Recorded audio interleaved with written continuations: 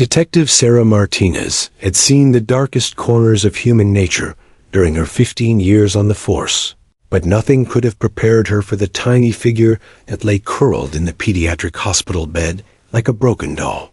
3-year-old Emma Torres, if that fragile little thing could even be called by such a normal name, hadn't spoken a single word in the 6 months since police had rescued her from what could only be described as a house of horrors.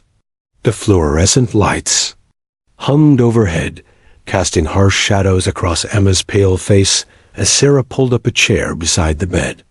The child's medical chart told a story that made seasoned investigators weep 17 separate injuries, documented by forensic photographers, each one a testament to the systematic torture she'd endured at the hands of her own father.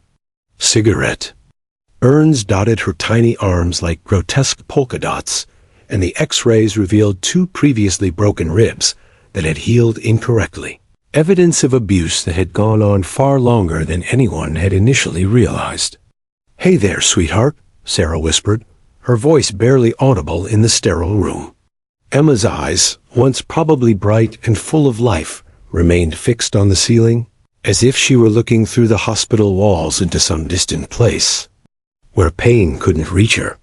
The child psychologist, Dr. Rebecca Murphy, had explained that Emma's silence was a defense mechanism, a way of protecting herself in a world that had shown her nothing but cruelty. Sarah's phone buzzed with a text from District Attorney Amanda Richardson. "We need that testimony, Sarah. Without it, Torres walks in 3 weeks." The detective's jaw clenched as she thought about Michael Torres, Emma's father, sitting in his jail cell just across town. The man had shown no remorse during his arrest, actually smirking when officers read him his rights. Physical evidence was damning: DNA, photographs, medical records, but defense attorney Robert Hayes was already spinning a narrative about circumstantial evidence and unreliable witnesses. The truth was devastating in its simplicity. Without Emma's voice, a monster might go free. Emma's foster mother, Janet Rodriguez, appeared in the doorway carrying a small stuffed elephant that had become the child's only companion. Janet, a veteran foster parent who had opened her heart to dozens of traumatized children, had never encountered a case quite like Emma's. "She draws," Janet told Sarah quietly, careful not to startle the little girl. "It's the only way she communicates." Sarah had seen those drawings, and they haunted her dreams. Dark crayon scribbles that, when interpreted by child psychologists, revealed a narrative of systematic abuse that went back to Emma's earliest memories.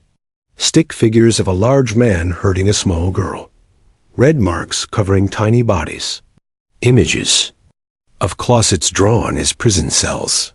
Each drawing was more heartbreaking than the last. A silent scream from a child who had learned that using her voice only brought more pain. "The social worker is coming by this afternoon," Janet continued, settling into the chair on the opposite side of Emma's bed. "She wants to try a new approach, something about a therapy dog program they've started using in other states." Sarah raised an eyebrow. She'd heard whispers about courthouse facility dogs helping traumatized witnesses, but the concept seemed almost too simple to be effective. Emma suddenly shifted in her bed, her small hand reaching for the stuffed elephant. For just a moment, her eyes met Sarah's, and the detective saw something that made her breath catch not just pain, but intelligence. This child understood everything happening around her. She simply couldn't find a way to express it safely. "Emma," Sarah said gently, "I know you can't talk right now, and that's okay. But I want you to know that there are people fighting to keep you safe. We're not going to let anyone hurt you again." The little girl's expression didn't change, but Sarah could have sworn she saw the faintest flicker of something, hope maybe. Or perhaps just acknowledgement that someone was trying to help. Dr. Murphy appeared with Emma's afternoon medications, her kind face etched with the same frustration that plagued everyone involved in the case. "She's made some progress with drawing therapy," she told Sarah in hushed tones. Yesterday, she drew a picture of herself, standing outside a house instead of inside it. Small steps, but they're steps nonetheless. Sarah nodded, though she knew that small steps wouldn't be enough to put Torres behind bars where he belonged. A trial was scheduled to begin in just 3 weeks, and every day that passed was another day that Emma's memories might fade or become distorted. Child witnesses were challenging under the best circumstances, but a completely non-verbal 3-year-old? It seemed impossible. As Sarah prepared to leave, she made a silent promise to the broken little girl before her. She would find a way to help Emma tell her story.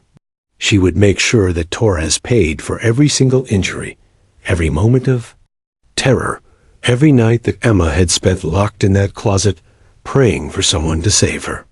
The late afternoon sun streamed through the hospital window, casting long shadows across the room as Emma finally drifted off to sleep, clutching her stuffed elephant like a lifeline. Sarah watched her peaceful face and wondered what dreams or nightmares visited this brave little soul who had survived the unthinkable. Tomorrow would bring new challenges, new attempts to reach Emma, and new strategies to build a case that could withstand the defense team's attacks. But tonight, Sarah allowed herself a moment of quiet determination. Emma Torres deserved justice, and somehow, someway, Sarah was going to help her find her voice. Outside Emma's room, the hospital continued its constant rhythm of healing. But inside, a small miracle was waiting to unfold, though none of them knew it yet. The answer would come on 4 legs, with golden fur and the remarkable ability to unlock hearts that had been closed by trauma.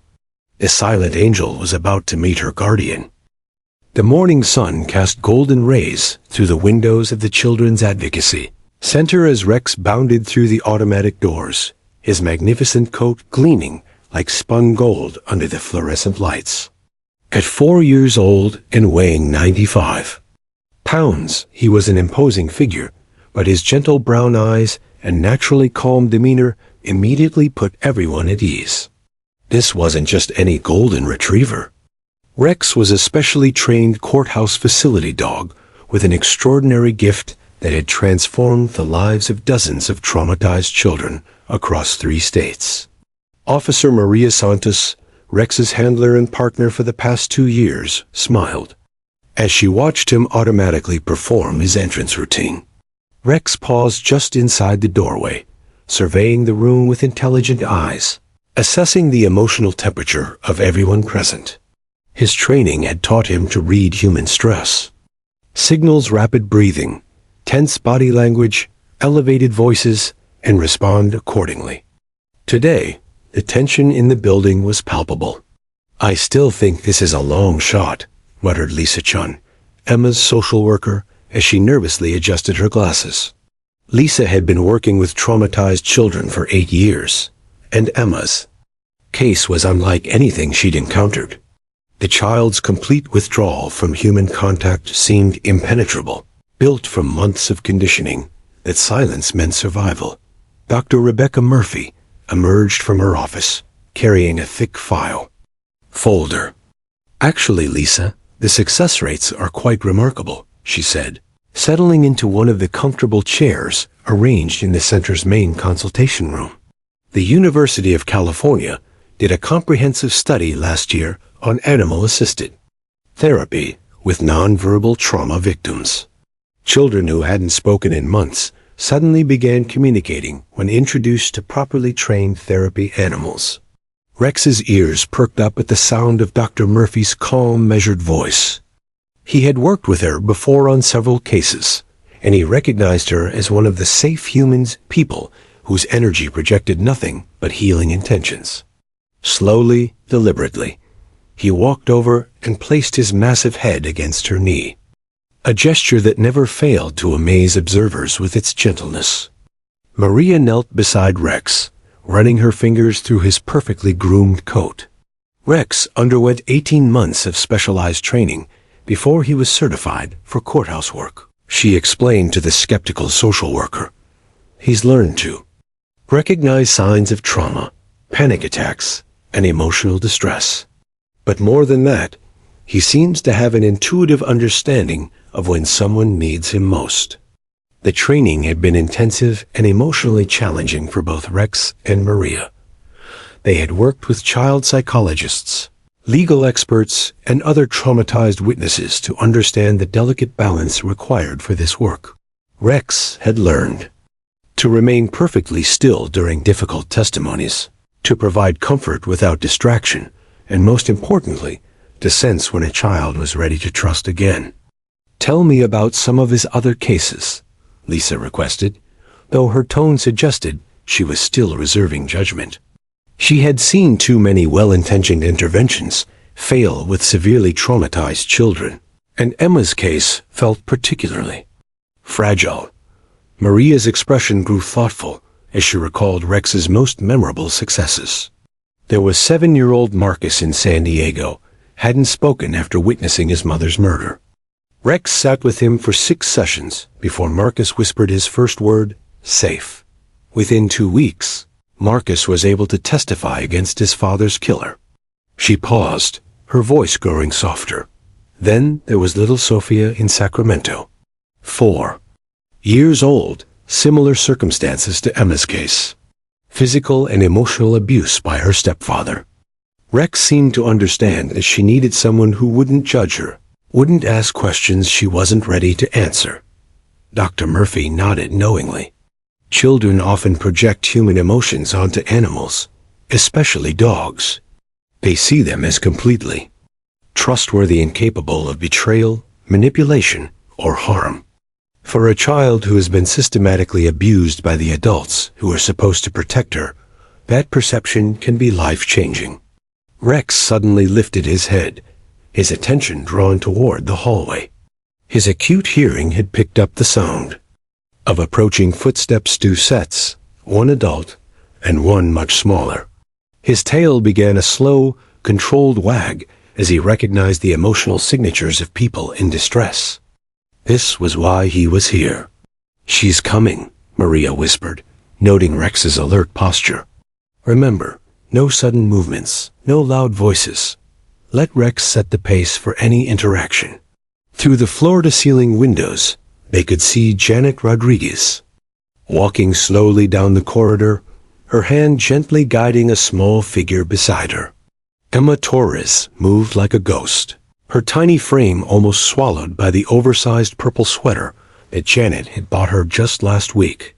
The child's eyes remained fixed on the floor, her free hand clutching the worn stuffed elephant that had become her constant companion. As the door opened, Rex immediately lowered himself into a lying position, making himself as non-threatening as possible. He had learned that traumatized children often perceive any animal larger than themselves as potentially dangerous, so his first priority was always to appear calm and submissive. Emma entered the room without looking up, her entire body radiating the hypervigilance that came from months of expecting pain from every interaction. Janet guided her to a small chair near the window, speaking in soothing tones about the special friend who had come to meet her. "Emma, sweetheart," Janet said gently, "this is Rex. He's here because he wants to meet you, but only if you want to meet him too." The little girl's grip on her stuffed elephant tightened, but for just a moment so brief that only the trained professionals in the room noticed. Her eyes flickered toward the golden retriever lying motionless on the carpet. Rex remained perfectly still, but his intelligent gaze never left Emma's face. Somehow, in that first moment of eye contact, an invisible connection formed between a broken child and a dog whose entire life had been dedicated to healing others. Neither moved, neither made a sound, but everyone in the room could feel that something profound was beginning. The Golden Guardian had arrived, and Emma's long journey back to her voice was about to begin. The therapy room at the Children's Advocacy Center had been carefully designed to feel more like a living room than a clinical space. Soft pastel walls were adorned with cheerful artwork created by other children who had found healing within. These walls Plush carpets in soothing blues and greens covered the floor, and natural light streamed through windows that offered a view of a small garden, where butterflies danced among colorful flowers. Yet despite the room's welcoming atmosphere, Emma Torres sat rigid in her chair, clutching her stuffed elephant with white knuckles. Dr. Rebecca Murphy observed from behind the one-way glass, her notepad ready to document what she hoped would be a breakthrough moment. In 6 months of working with Emma, she had tried every therapeutic approach in her considerable arsenal: play therapy, art therapy, music therapy, even aromatherapy with calming lavender scents. Nothing had penetrated the fortress of silence that Emma had built around herself as protection from a world that had shown her only cruelty. Rex lay on the carpet exactly where Maria had positioned him 15 minutes earlier, his golden form radiating the kind of patience that seemed almost supernatural. His breathing was slow and steady, his eyes half closed in what appeared to be a meditative state. But Maria knew better. Rex was hyper-aware of every sound, every movement, every shift in the emotional energy of the room. He was waiting for the precise moment when Emma would be ready to acknowledge his presence. Janet Rodriguez sat nearby, her own anxiety carefully masked behind a gentle smile. As Emma's foster mother, she had watched this precious child navigate daily life like a survivor in a war zone, startling at sudden sounds, flinching away from unexpected touches, eating only when absolutely necessary. The physical wounds had healed, but the emotional scars seemed to run deeper than the Mariana Trench. "Take all the time you need, sweetheart," Janet whispered, her voice barely audible. "Rex is very patient. He's used to waiting for special friends like you." Emma's eyes darted quickly toward the golden retriever, then back to her lap. It was the third time she'd looked at him in 10 minutes progress that made Dr. Murphy lean forward with interest. Most children, even traumatized ones, showed curiosity about animals within the first few minutes. Emma's cautious glances suggested a battle between her natural childhood instincts and the protective mechanisms that had kept her alive. Rex seemed to sense this internal struggle. With movements so subtle, they were almost imperceptible. He shifted his position slightly, angling his body so that his profile was visible to Emma without appearing to look directly at her. It was a technique Maria had watched him perfect over dozens of sessions, presenting himself as non-threatening while remaining accessible. Minutes ticked by in silence. Janet checked her watch nervously, wondering if perhaps this approach was too ambitious. Emma had shown no interest in the therapy cats that occasionally visited the center. No reaction to the aquarium in Dr. Murphy's office. No response to the stuffed animals that well-meaning volunteers had brought. Why should this be any different? Then, something magical happened. Emma's stuffed elephant slipped from her loosened grip and tumbled to the floor, landing just a few feet from where Rex lay. The little girl froze, her eyes wide with what looked like panic. In her father's house, dropping something had often resulted in screaming, hitting, sometimes worse. Her small body tensed, preparing for punishment that, thankfully, would never come. Rex's response was extraordinary in its gentleness. Without lifting his head or changing his relaxed posture, he slowly extended his neck and used his nose to nudge the stuffed elephant closer to Emma's chair. The gesture was so tender, so deliberate, that Janet felt tears spring to her eyes. Emma stared at the dog in amazement. No one had ever helped her before, not without expecting something in return, not without causing pain. This beautiful golden creature had simply helped, for no reason except kindness. Slowly, cautiously, Emma slid from her chair and knelt on the carpet. Her movements were hesitant, ready to flee at the first sign of danger, but Rex remained perfectly still. Only his tail moved a barely perceptible wag that conveyed welcome without excitement. Emma reached for her elephant, and as she did, her small fingers brushed against Rex's soft fur. The contact lasted only a second, but it might as well have been an electric shock for the reaction it produced. Emma jerked her hand back, then stared at it as if she couldn't believe what she'd just felt. Rex's fur had been warm, soft, alive, nothing like the cold, hard surfaces she associated with her trauma. Dr. Murphy held her breath as Emma extended her hand again, this time deliberately placing her palm against Rex's side. The golden retrievers. Breathing deepened slightly, but he made no other movement. He understood that this moment belonged entirely to the frightened child beside him. "Soft," Emma whispered, the first word anyone had heard her speak in 6 months. The single syllable hung in the air like a prayer answered. Janet covered her mouth to stifle a sob of joy. Dr. Murphy frantically scribbled notes, her professional composure barely maintained. Through the one-way glass, Detective Sarah Martinez, who had been watching the session, felt her own eyes fill with tears. Emma's hand moved from Rex's side to his head, her tiny fingers exploring the silk-soft ears that had comforted so many other broken souls. "Nice doggy," she said, her voice stronger now, though still barely above a whisper. Rex's tail wagged more obviously now, a slow, rhythmic movement that Emma seemed to find fascinating. She giggled, actually giggled, as she watched the golden plumes sweep back and forth across the carpet. "He likes you," Janet said softly, not wanting to break the spell, but needing to acknowledge this miraculous breakthrough. Emma looked up at her foster mother, then back at Rex, then did something that made everyone in the room gasp.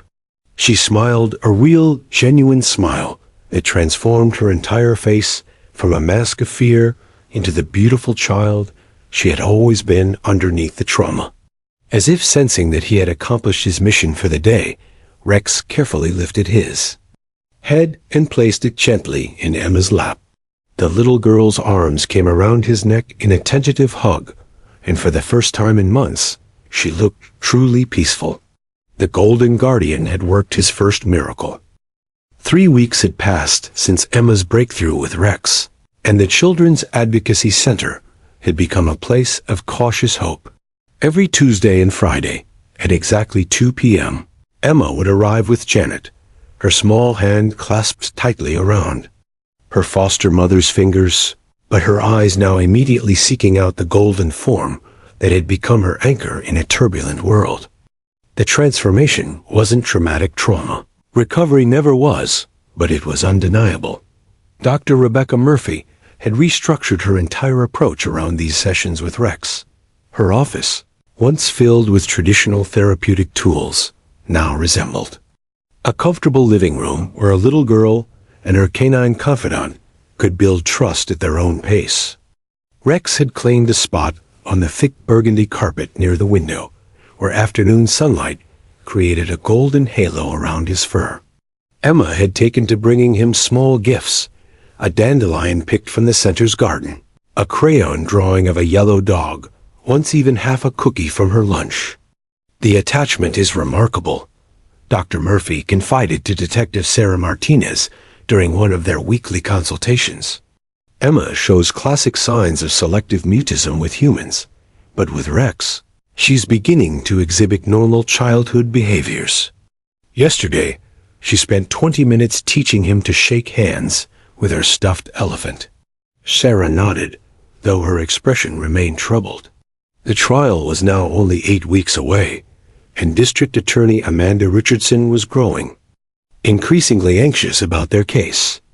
Michael Torres had hired Robert Hayes, one of the most aggressive defense attorneys in the state, who was already laying groundwork to challenge the admissibility of any testimony from such a young, traumatized witness.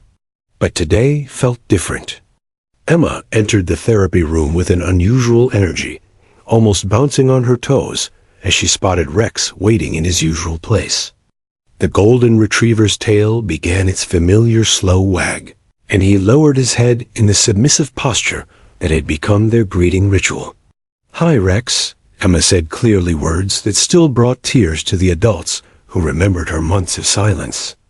She knelt beside him, her small hands immediately beginning the ritual of stroking his soft ears. "I brought you something special today." From her pocket, she produced a small dog biscuit that Janet had helped her pick out at the pet store. Rex accepted the treat with gentle courtesy, though he was far more interested in the child's animated chatter than the reward. "Guess what, Rex?" Emma whispered, glancing around the room as if sharing state secrets. "I had a dream about you. Last night, we were in a big field with flowers, and you were chasing butterflies, but you were being very careful not to hurt them." Dr. Murphy observed from her chair, noting how Emma's body language had completely transformed. Gone was the hypervigilant posture, the constant scanning for danger, the flinching at unexpected sounds. With Rex, Emma was simply a normal 3-year-old girl, chattering away to her best friend. As the session progressed, Emma's conversation became more intimate. She whispered secrets into Rex's patient ear stories about her new bedroom with the princess nightlight, about Janet's pancakes that were shaped like hearts, about the tabby cat next door who watched her through the fence. Rex absorbed every word with the gravity of a priest hearing confession. Then, without warning, Emma's tone shifted. "Rex," she said quietly, her voice taking on a quality that made Dr. Murphy lean forward. "I need to tell you about the bad things. The things that happened before Janet found me." The golden retriever seemed to sense the change in emotional temperature. His breathing deepened, and he shifted position slightly, creating a protective barrier between Emma and the rest of the room. It was a behavior Maria had noticed before Rex's instinctive understanding of when a child was about to share their deepest trauma. Emma's small hands stilled in Rex's fur. When she spoke again, her voice was barely audible, but her words carried the weight of months of suppressed memories. "There was a scary man," she whispered into Rex's ear. "He lived in my house, and he hurt me when Mommy couldn't see. He would grab me like this." Emma demonstrated on Rex's patient neck, her grip far too tight for such small hands. "And he would say bad words and make me go in the dark closet." Dr. Murphy's pen moved frantically across her notepad, recording every word while fighting to maintain her professional composure. Through the one-way glass, she could see Detective Martinez leaning forward intently. "The scary man had big hands," Emma continued, her voice growing stronger as Rex absorbed her pain without judgment. "And he smelled funny, like the bottles he drank from. He said if I ever told anyone about the games we played, he would hurt Mommy worse. But they weren't fun games, Rex. They hurt, and they made me feel dirty inside." Rex responded to Emma's distress by carefully repositioning himself, allowing the little girl to lean fully against his warm side. His presence was steadying her, giving her the courage to speak truths she had been carrying alone for far too long. "Sometimes he would burn me with the little fire sticks," Emma said, unconsciously touching faded scars on her arm. "He said it was because I was bad. But I wasn't bad, was I, Rex? I tried to be good, but he kept hurting me anyway." The golden retriever's soft whimper, the first sound he had made during any of their sessions, seemed to validate Emma's innocence in a way that no human reassurance could match. "And then the nice police lady came," Emma continued, her narrative gaining momentum. "And she took me away from the scary man, and now I live with Janet, who makes me feel safe. But sometimes I still have bad dreams about the closet and the big hands and the burning." Dr. Murphy watched in amazement as Emma poured out months of suppressed trauma to the patient golden retriever. This was exactly what the prosecution needed, a clear, detailed account from the victim herself. But more importantly for Emma's healing, this was her first step toward processing the horrors she had endured. As the session drew to a close, Emma wrapped her small arms around Rex's neck in their now familiar goodbye hug. "Thank you for listening to my secrets," she whispered. "You're the best friend I've ever had." Rex's tail wagged slowly, and he placed a gentle paw on Emma's knee, a gesture that seemed to seal their unbreakable bond. The Golden Guardian had unlocked more than Emma's voice. He had opened the door to her healing. The morning of October 15th dawned crisp and clear, but inside the imposing granite walls of the Harrison County Courthouse, tension crackled like electricity before a thunderstorm. District Attorney Amanda Richardson arrived at 6:30 a.m., 3 hours before the trial was scheduled to begin, her briefcase stuffed with legal precedents from 12 different states where courthouse facility dogs had been permitted during testimony. She had spent the previous night pacing her hotel room, rehearsing her opening arguments, while fighting off waves of anxiety about the unprecedented gamble she was about to take. Judge Patricia Williams had granted the motion to allow Rex in the courtroom after heated debate from both sides. Defense attorney Robert Hayes had filed 17 separate objections, claiming everything from jury prejudice to constitutional violations. His final argument, that a 3-year-old's testimony was inherently unreliable, regardless of canine assistance, had nearly swayed the judge. But Richardson's passionate plea about giving voice to the voiceless had ultimately prevailed. "This could make or break both our careers," Richardson muttered to her assistant prosecutor, David Shunn, as they reviewed their final notes in the empty courtroom. Sunlight streamed through tall windows, casting long shadows across the mahogany benches. That would soon be filled with reporters, legal observers, and the families whose lives hung in the balance. At the Children's Advocacy Center, Emma was experiencing her own pre-trial ritual. Janet had dressed her in a soft pink dress with white flowers, something pretty and innocent that would remind the jury they were dealing with a baby, not just another witness. Emma's small hands clutched Rex's leash with surprising determination as Maria Santos conducted their final preparation session. "Remember, sweetheart," Maria said gently, "Rex will be right there with you the whole time. If you get scared or need a break, just look at him. He knows how to help you feel brave." Rex seemed to understand the gravity of the day. His usual playful demeanor had been replaced by an almost solemn focus. He had worked enough courthouse cases to recognize the heightened energy that preceded important testimonies. As Emma's small fingers worked through his fur, he remained perfectly still, a golden anchor in her turbulent world. Dr. Rebecca Murphy arrived with a folder full of Emma's drawings and therapy session notes. Over the past 2 months, Emma had created a detailed visual narrative of her abuse, artwork that would corroborate her verbal testimony and demonstrate the consistency of her memories.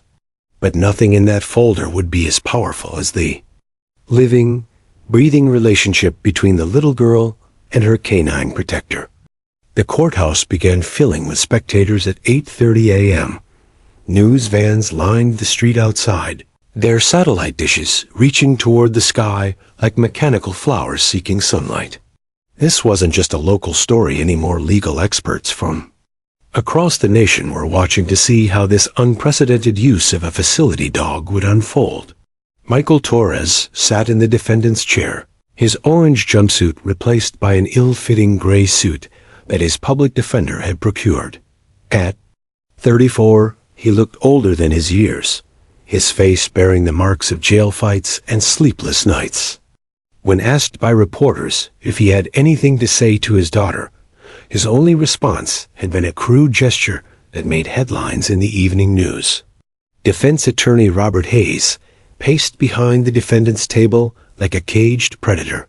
He had built his reputation on aggressive cross-examinations and had never lost a case involving child testimony. His strategy was simple: discredit the witness by highlighting her age, her trauma-induced memory issues, and the circus atmosphere created by allowing a dog in a court of law. As 9:45 a.m. approached, Emma and Rex were escorted through a private entrance to avoid the media frenzy. The little girl's eyes widened as she took in the imposing courtroom with its high ceilings, formal portraits, and rows of curious faces. Rex immediately positioned himself between Emma and the crowd, his body language protective but calm. Judge Williams called the court to order, her stern voice echoing off the polished walls. "Ladies and gentlemen, before we begin, I want to address the presence of the facility dog in my courtroom. Rex is here as a therapeutic aid for the witness, not as entertainment or manipulation. Anyone who treats this situation with anything less than complete respect will be removed immediately."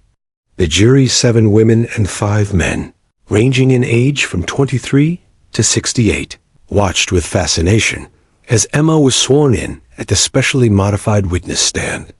A booster seat had been installed to bring her up to microphone level, and Rex's designated spot had been marked with a small carpet beside the witness box. Emma's voice was barely a whisper as she confirmed her name and age for the record. Her eyes darted nervously around the courtroom before settling on Rex's calm brown gaze. The golden retriever seemed to radiate peace, his presence transforming the intimidating legal arena into something more manageable for a frightened child. Richardson began with gentle questions designed to establish Emma's credibility and help her find her rhythm. "Emma, do you know why we're all here today?" The little girl nodded, her small hand reaching down to touch Rex's head. "To talk about the bad man," she said, her voice growing slightly stronger. "The one who hurt me." "And who is the bad man?" "Emma?" For the first time, Emma looked directly at the defendant's table.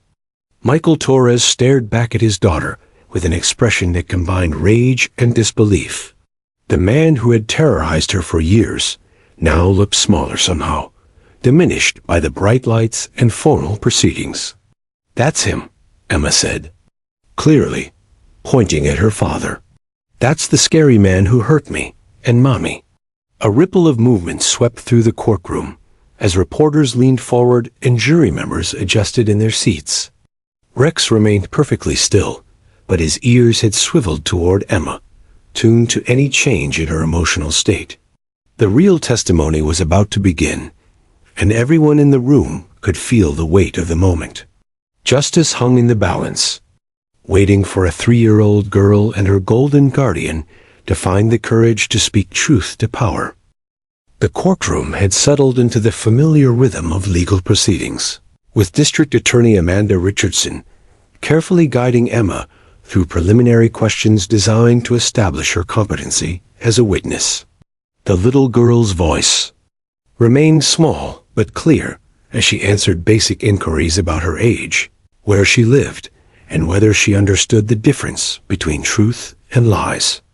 Rex lay motionless beside the witness stand, his golden form providing a beacon of stability in the intimidating legal arena. "Emma," Richardson continued gently, "I need to ask you some questions about what happened when you lived with your father. Is that okay?" The child's grip tightened on the witness stand's wooden rail, her knuckles turning white. Her eyes darted toward the defendant's table, where Michael Torres sat glaring at her with unconcealed hostility. Despite being shackled and surrounded by bailiffs, he still radiated the menacing presence that had terrorized Emma for the first 3 years of her life. I don't want to," Emma whispered, her voice barely audible through the courtroom's sound system. Her breathing became rapid and shallow, classic signs of an approaching panic attack that Dr. Murphy recognized from her position in the gallery. Defense attorney Robert Hayes leaned forward, sensing an opportunity. He had been waiting for exactly this moment, the inevitable breakdown that would demonstrate why children this young couldn't be reliable witnesses. His cross-examination strategy depended on Emma's inability to handle the pressure of formal legal proceedings. Richardson felt her heart sink as she watched Emma's composure crumble. They had prepared for this possibility, but seeing it unfold in real time was devastating. The case against Torres was strong but not airtight. Emma's testimony was crucial for securing a conviction that would keep this monster away from children forever. "It's okay, sweetheart," Richardson said softly. buying time while she considered her options. "We can take a break if you need." "No." Emma's voice cut through the courtroom with surprising firmness. But instead of looking at the prosecutor or addressing the court, she had turned her entire body toward Rex. The golden retriever's ears perked up instantly, sensing the shift in his young friend's emotional state. What happened next would be analyzed by legal scholars and child psychologists for years to come. Emma slid down from her elevated seat and knelt on the carpet beside Rex, her small hands finding comfort in his familiar fur. The courtroom held its collective breath as she looked directly into the dog's intelligent brown eyes and began to speak not to the lawyers, not to the judge, not to the jury, but to the only being in that room she trusted completely. "Rex," she said, her voice suddenly clear and strong, carrying perfectly through the stunned silence. "Remember what I told you about the scary man? About all the bad things he did to me?" Judge Williams raised her hand to silence Hayes' immediate objection. Something extraordinary was happening, and her judicial instincts told her to let it unfold. Emma's words poured out like water, breaking through a dam, each sentence delivered with the heartbreaking honesty that only a 3-year-old could manage. "He's sitting right over there, Rex, the man in the ugly gray suit. That's the one who hurt me so bad."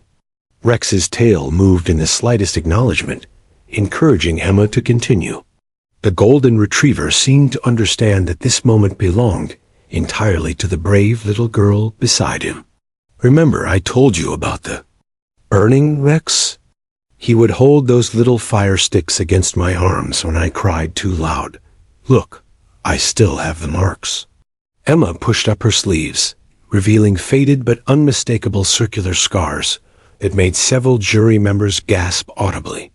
Michael Torres' face had gone pale, his earlier arrogance replaced by dawning horror as his daughter methodically destroyed his life with simple, devastating truths spoken to a dog.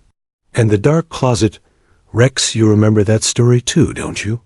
He would lock me in there for hours when I was bad, but I was never really bad. I just wanted my mommy, but he hurt her too. He hit her in the face and made her cry, and told me it was my fault for being such a terrible little girl."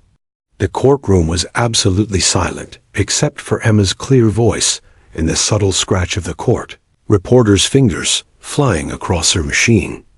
Even the bailiffs had stopped their usual vigilant scanning of the room, transfixed by the unprecedented testimony unfolding before them. Richardson stood frozen behind her table, afraid to move or speak, for fear of breaking whatever spell allowed. Emma to find such courage. This was beyond anything she had hoped for, raw, uncoached testimony delivered with a child's brutal honesty. "The worst part, Rex," Emma continued, her small hand stroking the dog's head, "was when he did the really bad touching, in the places where no one should ever touch little girls. He said it was our special secret, and that all daddies did this with their daughters. But I know now that was a lie because Janet's daddy never hurt her like that." Several jury members were openly crying now.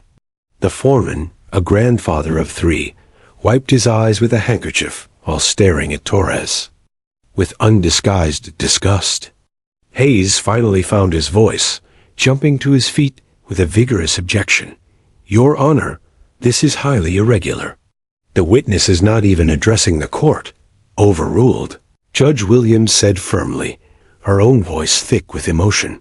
"The witness is providing testimony to this court, Counselor. The manner of that testimony is unusual, but perfectly clear." Emma looked up at the interruption, then back at Rex. "They don't want me to tell you the truth, boy, but you already know it all anyway. You're the only one who believed me from the very beginning." Rex responded with a soft whimper, his first vocalization of the entire proceedings that seemed to give Emma the strength to continue. "So that's why we're here, Rex, to make sure the scary man can't hurt any more little girls the way he hurt me. You'll help me be brave, won't you?" The golden retriever's tail wagged once, slowly, and Emma smiled, the first genuine smile anyone had seen from her in that intimidating courtroom.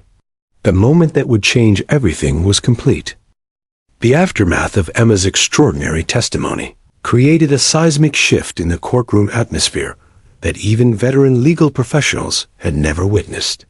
Defense attorney Robert Hayes sat stunned at his table, his carefully crafted strategy crumbling like a house of cards. For 23 years, he had built his reputation on aggressive cross-examinations that could shake the credibility of adult witnesses. But how do you cross-examine a 3-year-old who had just delivered the most devastating testimony in the county's legal history to a dog? Judge Patricia Williams called for a 15-minute recess to allow everyone to process what had just occurred. As the courtroom emptied, Emma remained kneeling beside Rex, her small arms wrapped around his neck in what had become their signature embrace. The golden retriever seemed to understand that his young friend had just performed an act of incredible courage, and he responded by gently licking the tears she hadn't even realized were falling. "You did so good, sweetheart," Janet whispered, approaching the witness stand with Dr. Murphy close behind. "Rex is so proud of you, and so am I." Emma looked up with eyes that seemed older somehow, as if speaking her truth had aged her beyond her years. "Is the scary man going to go away now, Rex?" she asked the golden retriever. "Will he go to the place where bad people have to stay, so they can't hurt little girls anymore?" Rex's tail wagged once his solemn acknowledgement of Emma's question, and she seemed satisfied with his response. During the recess, the prosecution team huddled in the hallway while reporters pressed against courthouse security barriers, desperate for comments about the unprecedented proceedings. Amanda Richardson felt simultaneously elated and terrified. Emma's testimony had been more powerful than anything she could have scripted, but Hayes was a formidable opponent who wouldn't concede defeat easily. "He's going to argue that statements made to a dog can't constitute legal testimony," David Chun warned, reviewing his legal precedent files. "We need to be prepared for every angle of attack." Back in the courtroom, Hayes was indeed crafting exactly that argument. As proceedings resumed, he rose with the confidence of a man who believed he could salvage an impossible situation through pure legal maneuvering. "Your Honor," he began, his voice carrying the authority that had intimidated countless prosecutors, "I move for an immediate mistrial. What this court has just witnessed cannot be considered legitimate testimony under any interpretation of legal precedent. The witness was speaking to an animal, not providing sworn testimony to this court." Judge Williams leaned back in her chair, her expression thoughtful. This was uncharted legal territory, and her ruling would likely be appealed regardless of which direction she chose. "Counselor, the witness was sworn in before this court and spoke clearly and audibly. The fact that she chose to address her comments to the facility dog doesn't negate the substance of her statements." "But Your Honor," Hayes pressed, "how can we ensure the accuracy of testimony given by a traumatized 3-year-old to a dog?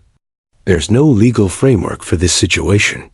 The defendant's constitutional right to a fair trial is being violated by this circus atmosphere."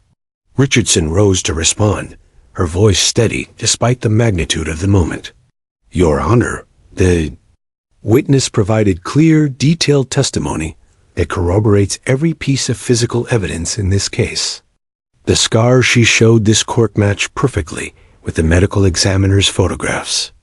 Her descriptions of the abuse align precisely with the injuries documented when she was rescued. The fact that she found the courage to speak through her relationship with a trained therapy animal doesn't diminish the truth of her words."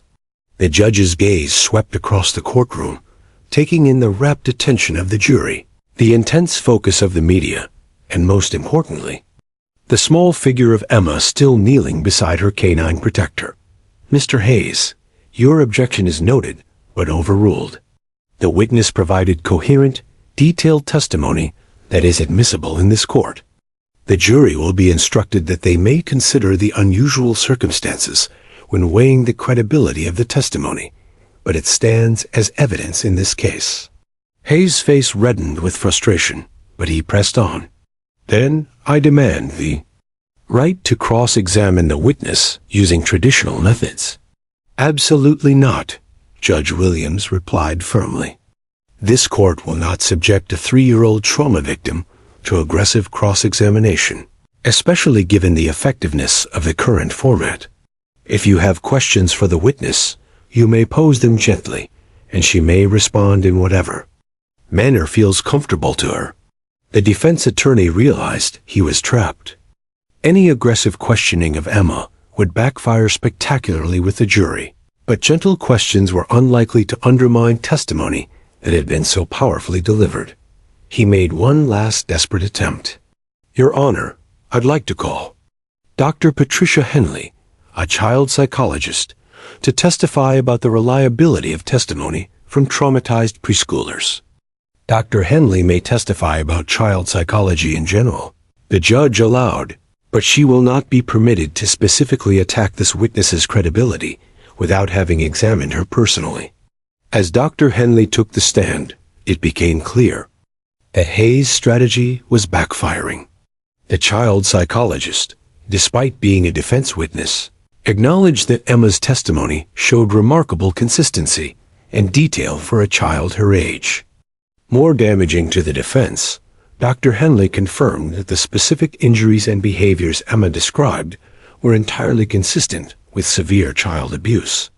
In fact, Dr. Henley concluded, the witness's ability to articulate her experiences so clearly, even in an unconventional format, suggests that her memories of these traumatic events are quite reliable.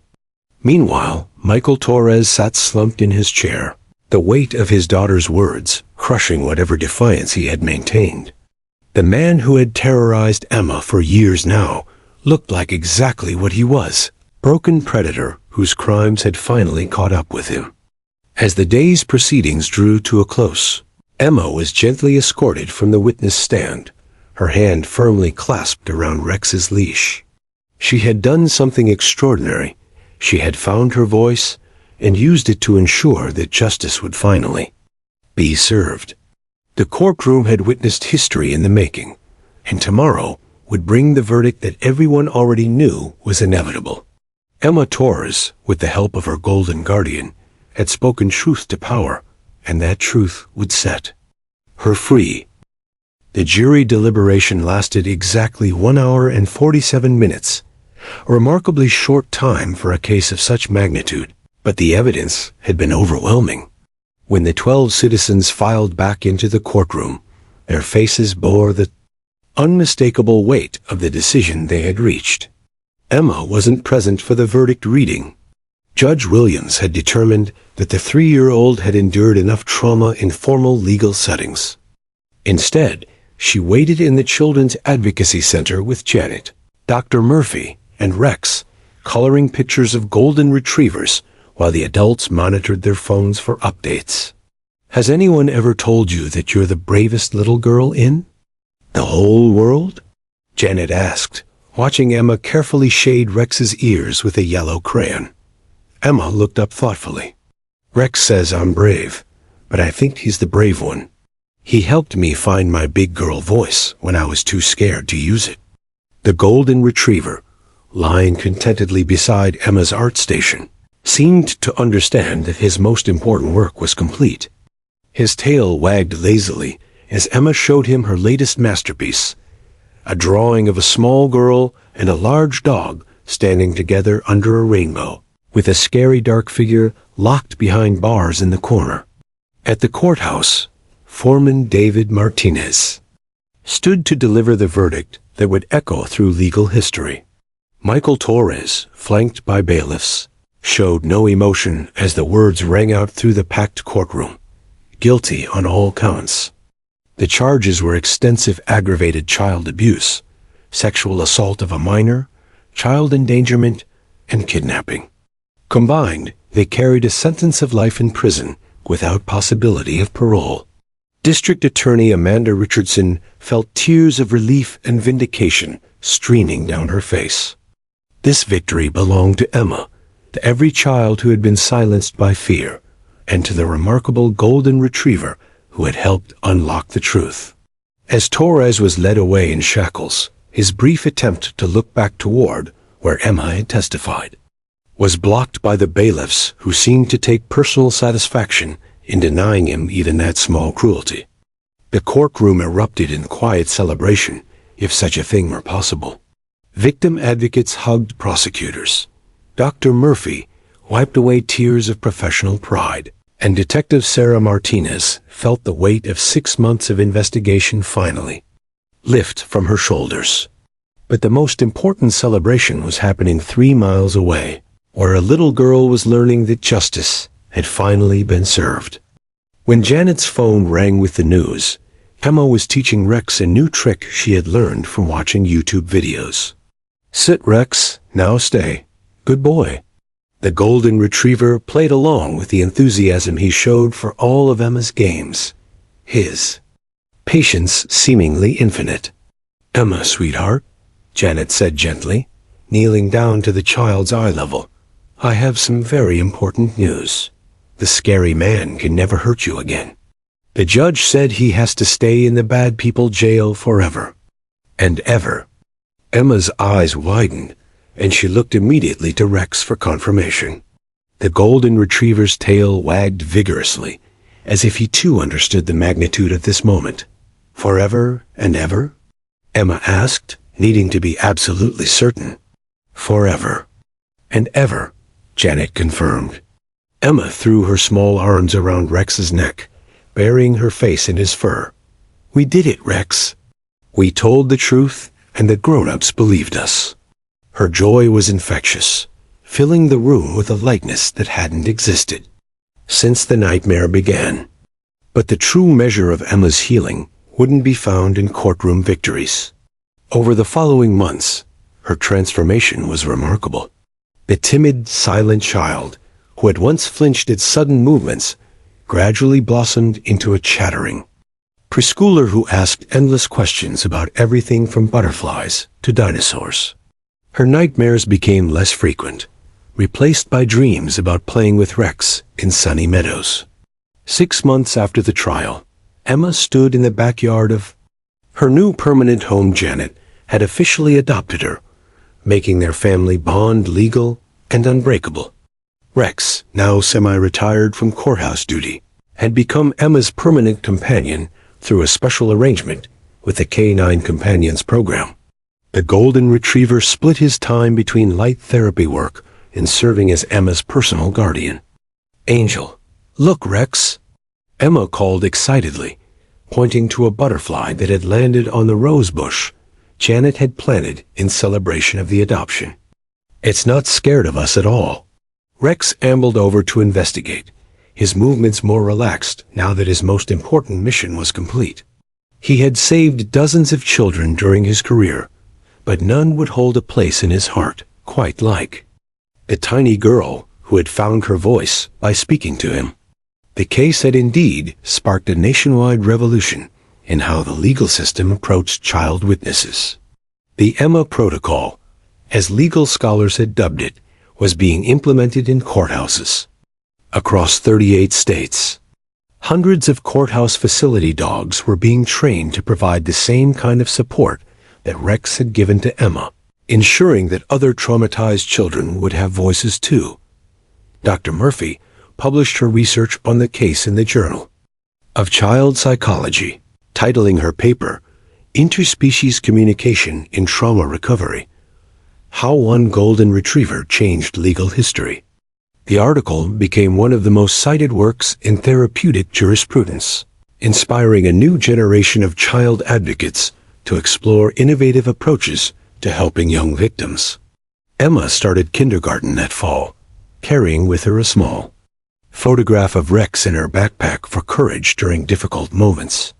Her teacher, Mrs. Patterson, was amazed by the little girl's resilience and her obvious intelligence.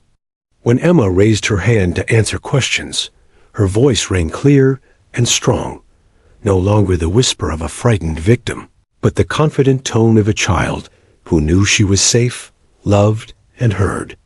On quiet evenings, Emma would curl up with Rex on the living room couch, reading him stories from her favorite books. Sometimes she would tell him about her day at school, her new friends, or her dreams for the future dreams that now included becoming a veterinarian, so she could help other animals be as special as he was. The Golden Guardian had completed his greatest mission. He had helped a broken child find not just her voice, but her strength, her courage, and her future. Together, they had changed the world.